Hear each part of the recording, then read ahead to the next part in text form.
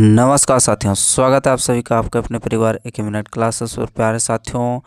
RRB पारा medical 2025 साथियों अब तक आपका 28 और 29 तरह के एग्ज़ाम साथियों आपका समाप्त हो चुका है और उसके आधार पर साथियों ये क्लास आपका 30 तारीख को जिन भी साथी का हमारे एग्ज़ाम है तो उनके लिए ये क्लास आपका बेहद ही इंपॉर्टेंट साबित होने जा रहा है साथियों।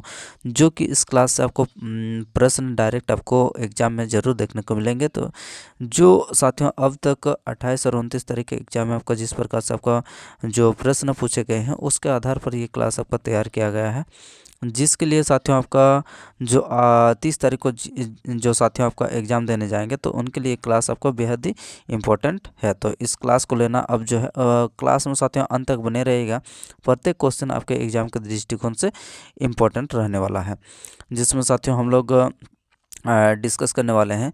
आपका जनरल अवेयरनेस का भी प्रश्न आपसे पूछा जाएगा, फिर जनरल साइंस का भी प्रश्न पूछा जाएगा और उसमें जो पैरामेडिकल का जो साथियों आपका जो नर्सिंग वाला प्रश्न है उसको भी हमने इस क्लास में आपका कवर किया था। क्लास आपका बेहद ही साथियों आपका ये कंप्लीट क्लास रहने वाला है, तो इसीलिए आप जो है प्रत्येक क्वेश्चन को ध्यान से ज़रूर देखिएगा। तो आइए शुरू करते हैं। पहला क्वेश्चन आपसे क्या पूछा जा रहा है साथियों यहाँ पर कि दक्षिण पूर्वी एशियाई देशों के संगठन यानी कि आसियान आसियान आसियान ने आसियान ने देश को यहाँ पर देश होगा को समूह आपका 11वें सदस्य के रूप में आपको स्वीकार करने के लिए आपका संवैधानिक रूप से सहमत व्यक्त की है। तो क्या हो जाएगा आपका किसके साथियों अब जो है 11वां सदस्य कौन बनने जा रहा है। आपको बताना है कि आसियान का 11वां सदस्य है वो कौन बनने जा रहा है। तो इसका राइट आंसर निकल के आ जाएगा साथियों आपका पूर्वी तिमोर। इस क्वेश्चन का बिल्कुल राइट आंसर निकल के आ जाएगा। अगला प्रश्न अगले स्क्रीन पर कि स्वराज पार्टी का गठन कब हुआ। तो स्वराज पार्टी का स्थापना जो है वो कब हुआ साथियों। तो आपको बताना है स्वराज पार्टी का स्थापना जो है ये ऑप्शन नंबर 1 1923 में स्वराज पार्टी का स्थापना किसने किया था। आपका कमेंट बॉक्स में बताना स्वराज पार्टी का स्थापना। चलिए अगला क्वेश्चन आपके स्क्रीन पर आपसे बोला जा रहा साथियों कि 1978 के पूर्व संपत्ति का अधिकार जो संपत्ति का अधिकार था संविधान के कौन से अनुच्छेद के अंतर्गत आता था ये आपको बताना। जो अब 1978 के से आपका पूर्व ये तो अब इसको हटा दिया गया है संपत्ति का अधिकार, तो उससे पहले जो है वो आपका मौलिक अधिकार में रखा गया था। तो आपको बताना है कि कौन सा अनुच्छेद के अंतर्गत उसको जो है आपको मौलिक अधिकार में रखा गया था। तो कौन हो जाएगा साथियों इसका राइट आंसर निकल के आ जाएगा साथियों आपका और 19 का क्या हो जाएगा आपका 19 का 1 और क्या हो जाएगा 19 का 1 और आपका 4 में रखा गया। तो कौन सा ऑप्शन में है। तो ऑप्शन नंबर 1 इस क्वेश्चन का बिल्कुल ऑप्शन नंबर 3 इस क्वेश्चन का बिल्कुल सही जवाब आपके लिए निकल के आ रहा है। आइए आगे बढ़ते हैं और अगला क्वेश्चन देख लेते हैं साथियों। अगला प्रश्न आपसे क्या पूछा जा रहा है कि ब्रिटिश संसद ने देश में विनियमन अधिनियम पारित किया।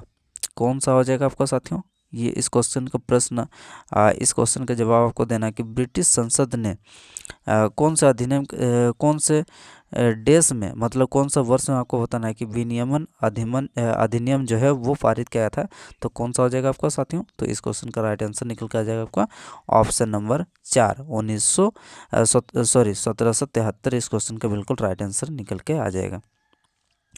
अगला प्रश्न आपसे पूछा जा रहा है कि ब्राज़ील की मुद्रा का नाम बताना है। तो ब्राज़ील का मुद्रा का क्या नाम हो जाएगा साथियों। ब्राज़ील का मुद्रा का नाम हो जाएगा आपका रियाल। क्या हो जाएगा आपका ब्राज़ीलियाई रियाल। तो यहाँ पर क्या दिया आपका क्या दिया है आपका सिर्फ रियाल दिया है, यानी कि एक देखिए यहाँ पर आपको डाउट हो सकता है रियाल और रियाल यहाँ पर दोनों ही यहाँ पर सेम है, लेकिन या में आकार यहाँ पर नहीं लगने वाला है। तो इसीलिए क्या हो जाएगा आपका इस क्वेश्चन का सही जवाब हो जाएगा आपका रियल। क्या हो जाएगा आपका रियल बिल्कुल सही जवाब निकल के आ जाएगा, इसमें आपको कन्फ्यूजन नहीं होना है।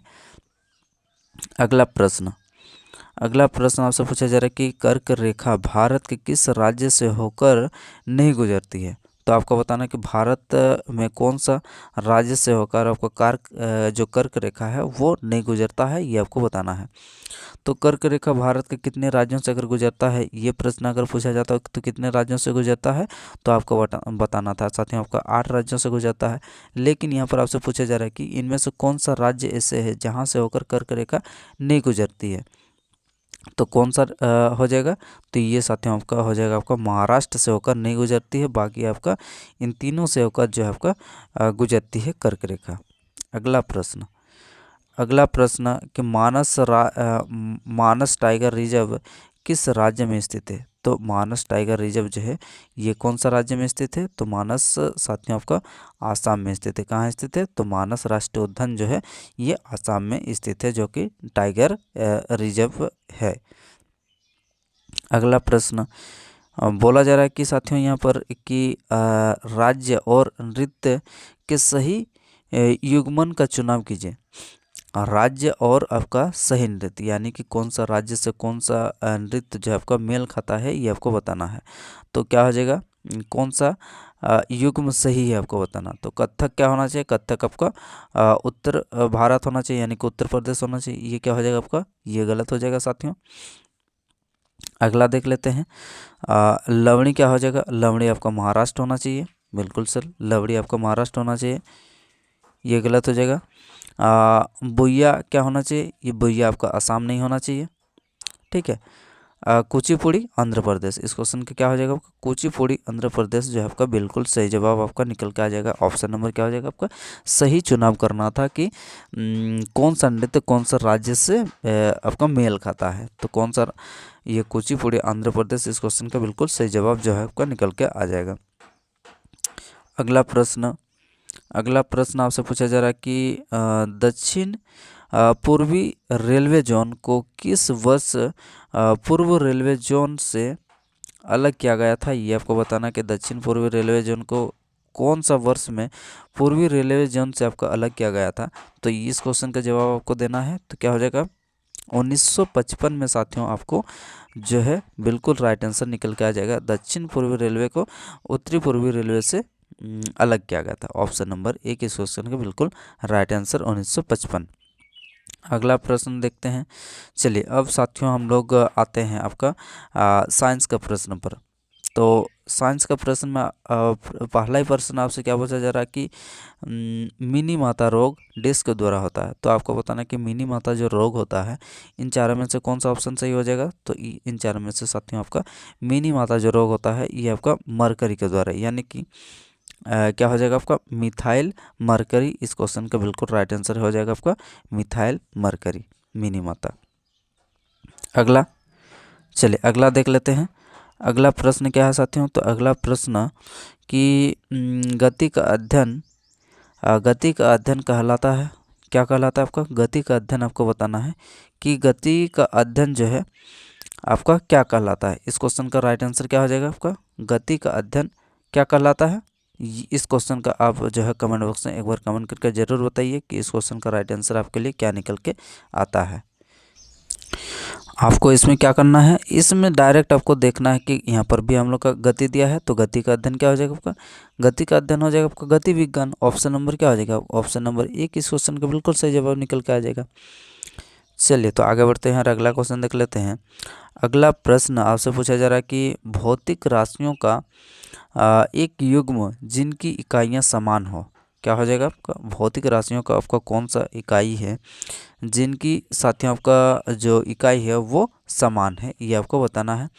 यानी कि भौतिक इकाई समान है, यानी कि यूनिट सेम है, ये आपको बताना है। तो किसका सेम है, तो संवेग और आवेग का जो है आपका इकाई जो है भौतिक इकाई वो क्या होता है, वो आपका समान होता है। तो कौन सा हो जाएगा आपका, ऑप्शन नंबर 3 इस क्वेश्चन का बिल्कुल राइट आंसर निकल के आ जाएगा साथियों। आइए आगे बढ़ते हैं हम लोग अगले नेक्स्ट प्रश्न पर चलते हैं। अगला प्रश्न आपसे पूछा जा रहा है कि जब समतल समांतर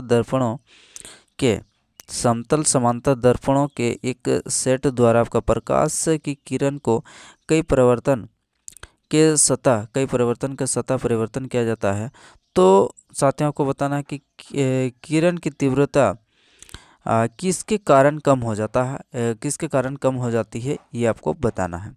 तो किसके कारण साथियों आपका कम हो जाती है, तो इस क्वेश्चन का राइट आंसर निकल के आ जाएगा दर्पण से प्रकाश का अवशोषण तथा प्रकीर्णन। क्या हो जाएगा आपका, दर्पण से प्रकाश का अवशोषण तथा प्रकीर्णन इस क्वेश्चन का बिल्कुल राइट आंसर हो जाएगा, जिसकी वजह से क्या हो जाता है, ये तीव्रता में साथियों आपका कमी कारण जो है आपका देखा जाता है। आइए आगे बढ़ते हुए हम लोग अगले प्रश्न पर चलते हैं। तो अगला प्रश्न आपसे पूछा जा रहा है साथियों कि यहाँ पर कि जब बैरोमीटर के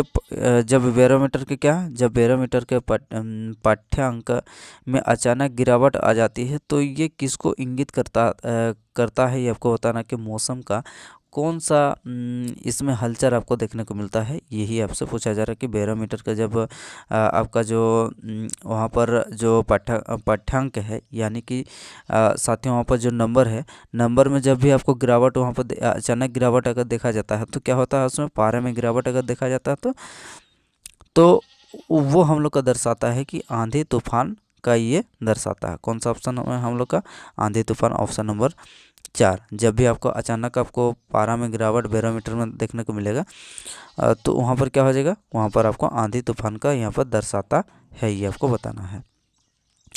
चलिए तो आगे बढ़ते हुए हम लोग अगले प्रश्न पर चलते हैं।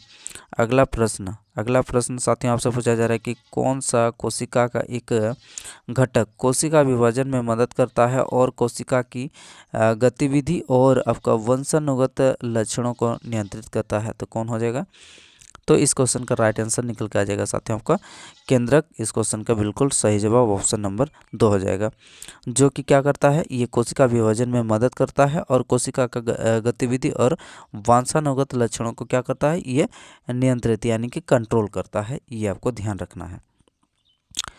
अगला प्रश्न आपसे क्या पूछा जा रहा है साथियों कि यहाँ पर आपसे बोला जा रहा है कि निम्नलिखित में से कौन सा कथन आपको सही है, ये आपको बताना है। कि जैसे कि यहाँ पर पहला स्टेटमेंट आपसे क्या दिया गया है कि ध्वनि को यात्रा करने के लिए माध्यम की आवश्यकता नहीं होती है। ध्वनि को यात्रा करने के लिए माध्यम की आवश्यकता नहीं होती, क्या हो जाएगा, नहीं होती, ये गलत है। ध्वनि को गति करने के लिए क्या हो जाएगा, आपको माध्यम की आवश्यकता होती है, बिल्कुल। ध्वनि तरंग एक किस प्रकार का तरंग है, अनुदैर्ध्य तरंग है, ठीक है। तो अनुदैर्ध्य तरंग को साथियों को चलने के लिए क्या चाहिए, आपको माध्यम की आवश्यकता होती है।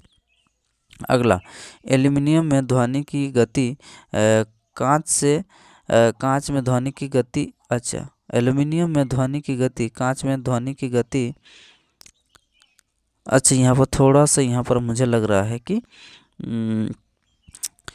एल्यूमिनियम में ध्वनि, अच्छा, यहाँ पर ये जो है आपका कंप्लीट यहाँ पर नहीं है, आगे भी हम लोग का जो है पूरा होना चाहिए। तो ये इस प्रश्न को हम लोग छोड़ देते हैं। अगला प्रश्न, चलिए अगला प्रश्न क्या है ये देखते हैं। यहाँ पर बोला जा रहा है कि कीटों में गैसों के आदान प्रदान के लिए वायु नलिकाओं का नेटवर्क क्या है, ये आपको बताना है कि कीटों में गैसों का आदान प्रदान करने के लिए आपको वायु नलिकाओं का नेटवर्क को क्या कहा जाता है। तो साथियों आपको बताना है कि इस क्वेश्चन का राइट आंसर क्या होने वाला है। तो ऑप्शन नंबर 1 इस क्वेश्चन का बिल्कुल राइट आंसर निकल के आ जाएगा साथियों, आपका ट्रेकिया बिल्कुल सही जवाब आपके लिए निकल के आ जाएगा। अगला प्रश्न आपसे क्या पूछा जा रहा है साथियों कि निम्नलिखित में से किस एक में रजत नहीं होता है। निम्नलिखित में से आपको बताना है कि किस एक में रजत नहीं होता है। किसमें साथियों आपका एक रजत नहीं होता है, तो इसमें हो जाएगा साथियों आपका जर्मन सिल्वर में क्या होता है, आपका एक रजत नहीं होता। जर्मन सिल्वर में क्या होता है, आपका रजत नहीं होता, इसलिए क्या हो जाएगा आपका ऑप्शन नंबर 2 इस क्वेश्चन का बिल्कुल सही जवाब जो है निकल के आ जाएगा। ये क्वेश्चन जो आपका कन्फ्यूजन वाला प्रश्न है, जहाँ पर सभी में सिल्वर लगा दिया गया है, लेकिन उससे पहले यहाँ पर हॉर्न, जर्मन और रूबी और लूनर, तो यहाँ पर छांटना बड़ी ही यहाँ पर मुश्किल हो जाता है। तो ये प्रश्न आपको ध्यान में रखिएगा ज़रूर। चलिए अब आगे बढ़ते हुए हम लोग अगले प्रश्न पर चलते हैं और अगला प्रश्न देखते हैं साथियों। आपके स्क्रीन पर ये रहा साथियों आपका जो पारा मेडिकल का जो आपका नर्सिंग वाला जो प्रश्न है वो हम लोग देखते हैं। तो पहला ही प्रश्न यहाँ पर आपसे पूछा जा रहा है कि यहाँ पर PRN नुस्खे लिखने में इस्तेमाल होने वाला एक सामान्य लैटिन संक्षिप्त रूप है। पीएनए का अंग्रेजी अर्थ क्या है, ये आपको बताना है। पीएनए का अंग्रेजी अर्थ क्या है साथियों, तो यहाँ पर जो है हिंदी की ना हिसाब से अगर देखा जाए तो क्या हो जाएगा आपका, हर 15 मिनट में। क्या हो जाएगा आपका, हर 15 मिनट में, या फिर ज़रूरत पड़ने पर, या फिर हर घंटे में, या फिर आपको बताना है कि बोतल को हिलाए। क्या हो जाएगा, तो इस क्वेश्चन का राइट आंसर साथियों आपको बताना है कि ज़रूरत पड़ने पर। क्या हो जाएगा आपका, ऑप्शन नंबर 2 इस क्वेश्चन के बिल्कुल सही जवाब आपके लिए निकल के आ जाएगा, ऑप्शन नंबर 2 ज़रूरत पड़ने पर। अगला प्रश्न आपसे पूछा जा रहा है कि साथियों यहाँ पर बोला जा रहा है आपसे कि फार्मेसी अधिनियम किस वर्ष पारित हुआ था, ये आपको बताना। तो फार्मेसी अधिनियम जो है ये इम्पोर्टेंट क्वेश्चन है साथियों, इसको आप जो है ध्यान रखिएगा कि फार्मेसी अधिनियम कौन सा वर्ष आपको पारित हुआ था। सॉरी, आपको बताना है कि 1948 को जो है ये फार्मेसी अधिनियम पारित हुआ था।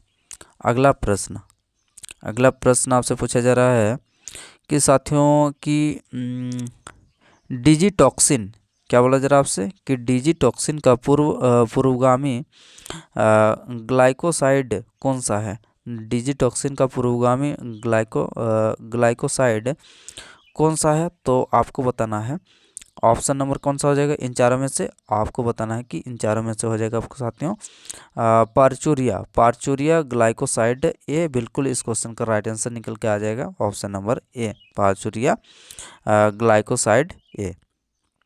अगला प्रश्न आपसे पूछा जा रहा है कि साथियों यहाँ पर कि पशु मूल का एक रेजिन डैश है। आपको बताना है कि पशु मूल का एक रेजिन क्या है। तो पशु मूल का एक रेजिन है साथियों, आपका क्या हो जाएगा, ये एक सेलाक है। क्या है आपका, एक सेलेक है। ऑप्शन नंबर 1 इस क्वेश्चन का बिल्कुल राइट आंसर निकल के आ जाएगा। अगला प्रश्न देखते हैं। अगला प्रश्न आपसे पूछा जा रहा है साथियों कि यहाँ पर अस्पतालों में श्वसन के लिए ऑक्सीजन नलियों में ऑक्सीजन और डैश होता है। ये आपको बताना है कि अस्पताल में श्वसन के लिए ऑक्सीजन नलियों में ऑक्सीजन और क्या होता है, ये आपको बताना। तो ऑक्सीजन और क्या होता है, तो ऑक्सीजन और क्या होता है ये आपको बताना। तो ऑप्शन नंबर कौन सा हो जाएगा, nitrogen, helium, argon, carbon dioxide, इनमें से क्या हो जाएगा, इनमें से सही उत्तर हो जाएगा साथियों आपका ऑप्शन नंबर 2, हीलियम मौजूद होता है। ऑक्सीजन और हीलियम, ऑक्सीजन साथियों आपका जो नली होता है। अगला प्रश्न देखते हैं। अगला प्रश्न आपके स्क्रीन पर आपसे पूछा जा रहा है साथियों कि किसी भी गंदे सड़ते हुए पदार्थ से पूर्ण या आंशिक रूप से बनी दवा को क्या कहा जाता है, ये आपको बताना है। कि बोला जा रहा है आपसे कि किसी भी गंदे सड़े हुए या सड़ते पदार्थ से पूर्ण या आंशिक रूप से बनी दवा को क्या कहा जाता है, ये आपसे पूछा गया है प्रश्न में। तो क्या कहा जाता है, तो सड़ा गला के हिसाब से आपको क्या मारना चाहिए, अगर आपको नहीं पता है तो आप सीधा मार देंगे साथियों, आपका ऑप्शन नंबर 1 क्या हो जाएगा, अशुद्ध दवा। बिल्कुल इस क्वेश्चन का ऑप्शन नंबर 1 राइट आंसर निकल के आ जाएगा। अगले क्वेश्चन पर चलते हैं और अगला प्रश्न देखते हैं। तो साथियों यहाँ पर अगला प्रश्न आपसे पूछा जा रहा है कि जब किसी व्यावसायिक संगठन में कम से कम 51% शेयर सरकार के हाथ में होते हैं तो उसे क्या कहा जाता है। तो उसे क्या कहा जाता है साथियों, तो उसे कहा जाता है आपका सरकारी कंपनी। क्या कहा जाता है आपका, सरकारी कंपनी। इस क्वेश्चन का बिल्कुल ऑप्शन नंबर 2 इस क्वेश्चन का राइट आंसर निकल के आ जाएगा। अगला प्रश्न देखते हैं। अगला प्रश्न आपसे पूछा जा रहा है कि कौन सा लीवर फंक्शन टेस्ट का हिस्सा नहीं है। कौन सा साथियों आपको बताना है कि लीवर फंक्शन टेस्ट का हिस्सा नहीं इन चारों में से। तो क्या हो जाएगा, इन चारों में से हो जाएगा आपका साथियों ट्रांस एमिनेज, या फिर इलेक्ट्रोलाइट, या फिर एल्काइन फास्फेटेज, या फिर प्रोथ्रोम्बिन टाइम। क्या हो जाएगा, ऑप्शन नंबर दो इस क्वेश्चन का राइट आंसर निकल के आ जाएगा। इलेक्ट्रोलाइट लीवर फंक्शन टेस्ट में आपका हिस्सा नहीं है। अगले प्रश्न पर चलते हैं और देखते हैं अगला प्रश्न क्या है। तो साथियों अगला प्रश्न आपके स्क्रीन पर आपसे पूछा जा रहा है कि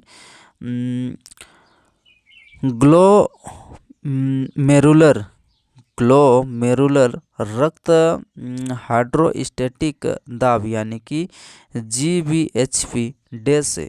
GVHP क्या है साथियों? आपको ग्लोमेरुलर रक्त हाइड्रोस्टेटिक दाब जो है यानी कि GVHP इसका शॉर्ट टर्म वो क्या है साथियों? तो आपको बताना है इन चार में से क्या हो जाएगा। 10 mmHg या फिर 30 mmHg या फिर 80 mmHg या फिर हो जाएगा आपको 55 mmHg। क्या हो जाएगा आपका राइट आंसर? तो राइट आंसर आपके लिए निकल के आना चाहिए साथियों आपको ऑप्शन नंबर 4 इस क्वेश्चन का बिल्कुल सही जवाब निकल के आ जाएगा। तो प्यारे साथियों उम्मीद करते हैं कि क्लास आपके लिए जो है ये आपके एग्जाम के दृष्टिकोण से बेहद ही इम्पोर्टेंट साबित तो होने वाला है। तो क्लास में अंत तक बने रहने के लिए आपका धन्यवाद। और क्लास कैसा लगा एक बार कमेंट बॉक्स में ज़रूर कमेंट करके बताइए। और साथियों आपने अब तक हमारे चैनल को नहीं सब्सक्राइब किए हैं तो चैनल को सब्सक्राइब कर ले और अपने दोस्तों के साथ शेयर भी कर दीजिए इस क्लास को। तो चलिए फिर अगले हम लोग नेक्स्ट क्लास में मिलते हैं साथियों। धन्यवाद।